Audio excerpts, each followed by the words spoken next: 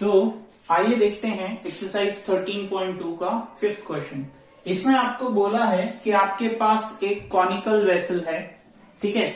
Suppose आपके पास एक conical vessel है और वो इन्वर्टेड है, यानी ऐसा नहीं रखा है, वो नीचे से ऊपर की तरफ रखा है, लाइक दिस, ऐसे, ठीक है, कुछ इस तरीके का आपके पास एक कॉनिकल वेसल है और उसकी आपको हाइट दे रखी है, रेडियस दे रखा है और बोला है कि ये कॉनिकल वेसल ऊपर तक वाटर से भरी हुई है, टॉप तक आपकी वाटर से टोटली फिल्ड है, ठीक है।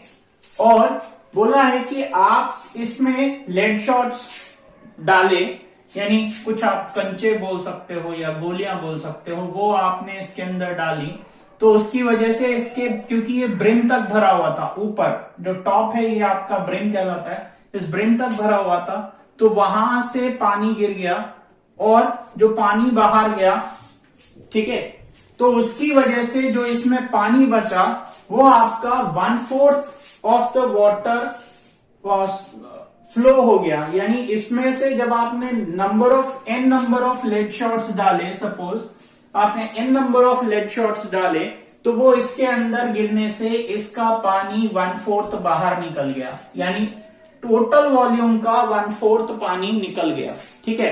तो आप बताओ कि आपने कितनी गोलियां डाली, लेड शॉट्स या गोलियां डाली, और वो जो गोलियां हैं वो स्फेरिकल हैं, उनकी रेडियस आपको दे रखी है। तो आइए देखते हैं इस क्वेश्चन को करके। तो सबसे पहले आपको हाइट ऑफ कोन दे रखा है,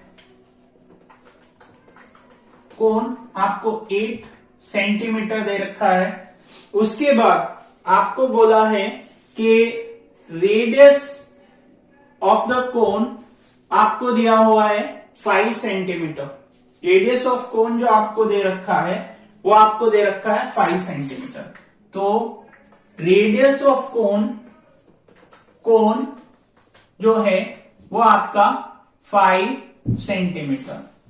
तो फिर उसके बाद दूसरी इंफॉर्मेशन आपको दी है कि रेडियस ऑफ स्फीयर, क्योंकि लेड शॉट्स हैं तो स्फेरिकल ही होंगे जनरली, ठीक है। तो रेडियस ऑफ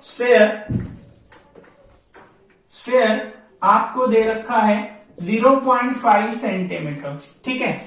अब इस कंडीशन को समझो कि वॉल्यूम ऑफ कोन, अगर आप मान लो कि let the n number of lead shots, let the number of lead shots poured be n, ठीक है।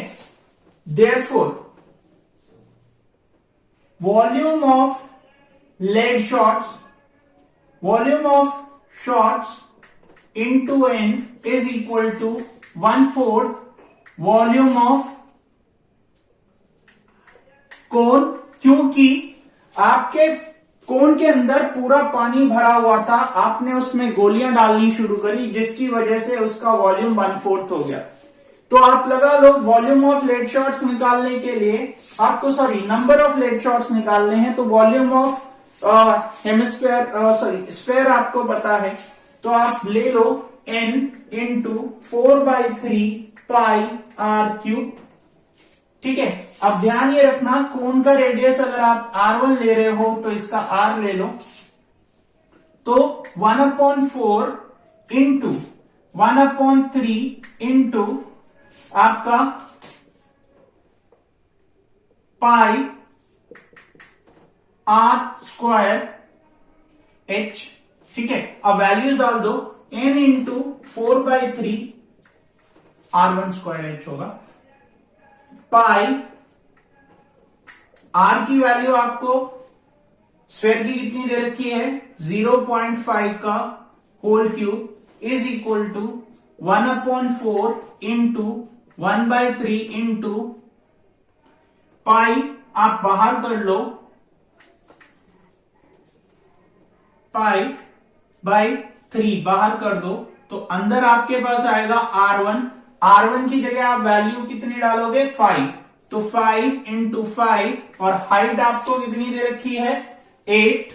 ठीक है, अब देखो π/3 ये कट गया यहां से। ठीक है, अब इसको आप इधर ले जाओ तो आपके पास n इक्वल्स टू कितना हो जाएगा 1/64 into 4 into 0.5 into 0.5 into 0.5 5 into 5 into 8। ठीक है, आपके पास ये वैल्यूज आएंगी। अब आपको क्या करना है, यहां से डेसिमल हटाया, यहां से डेसिमल हटाया, तो ऊपर आपके पास 3 डेसिमल्स बढ़ जाएंगे, यानी कि 1000 बढ़ जाएगा। अब आप इसको काट दो, 5 से 5 कट गया, ये इससे कट गया, और 4 से ये कटा तो 2 आया, फिर उसके बाद 4, तो ये आपका हो जाएगा 2000 अपॉन 4 5 से 20, तो यहां से काट दो तो 100 आ गया n। Therefore, number of lead shots equals to 100। ठीक है, तो आपको ये क्वेश्चन समझ आया होगा अच्छे से। तो फिर करते हैं इसके बाद अगला क्वेश्चन इस एक्सरसाइज का।